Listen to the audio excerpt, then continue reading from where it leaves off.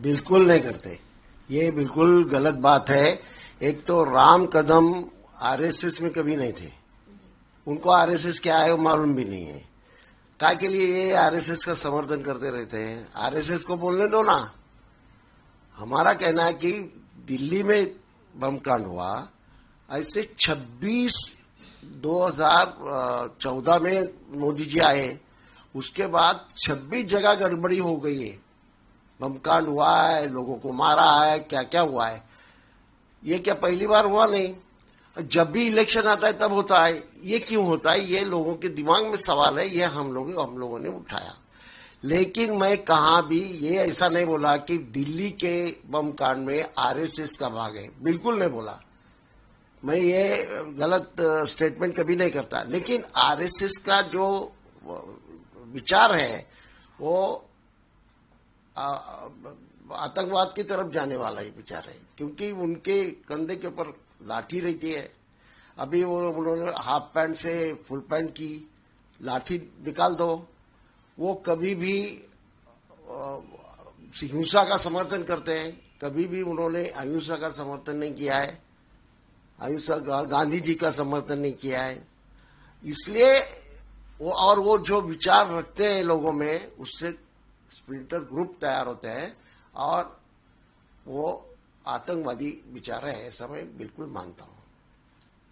Sir, ये Delhi blast में जुड़े दो आतंकी, एक आमिर और एक दानिश, जिसे कश्मीर से गिरफ्तार किया गया। आमिर जो है उन्हें एनआईए ने 10 दिन की कस्टडी में ले लिया है और दानिश की गिरफ्तारी हो चुकी है। क्या कहना चाहेंगे इन मामले को? ऐसा है कि जो जो उसमें इन्वॉल्व हैं उनकी तो इंक्वायरी होगी, और इंक्वायरी करके कुछ लोगों को छोड़ भी दिया है। गलत लोगों को तकलीफ मत दो, ऐसा मेरा कहना है। और हिंसा से कुछ नहीं होगा। मैं मुसलमानों को भी कहूंगा, आप हिंसा की तरफ मत जाइए। ये हमारे मजहब हिंसा ने सर सिखाता। हिंसा से कोई नहीं होता। मास मूवमेंट करिए ना, जिसमें हिंदू भी आएंगे, क्योंकि आपके साथ हिंदू जरूर हैं।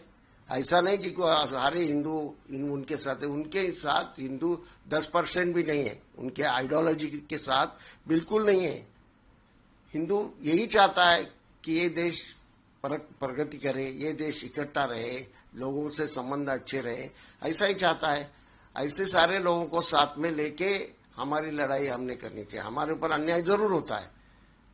आजकल वो लोगों के घर गिराना, ये करना, लिंचिंग करना, इस तरह से लोगों को तकलीफ जो दी जा रही है, वो आरएसएस का विचार जो लोगों में गया है, इसलिए हो रहा है। इसलिए मेरा कहना है कि इसके अगर ये देश इकट्ठा रखना है, इनको आरएसएस वालों को देश इकट्ठा नहीं रखना है। देश इकट्ठा रखना है तो लोगों से बातचीत करनी चाहिए। क्या मुसलमानों का कहना है, उससे बातचीत करके हल निकालना चाहिए। वो न करते हुए हर दिन मुसलमानों के खिलाफ प्राइम मिनिस्टर बोलता है, होम मिनिस्टर बोलता है। ऐसा कभी हुआ? इसका मतलब ये लोग यहाँ का संविधान मानते नहीं। कि गोलकर गुरुजी ने कहा था ये संविधान हमारा है ही नहीं।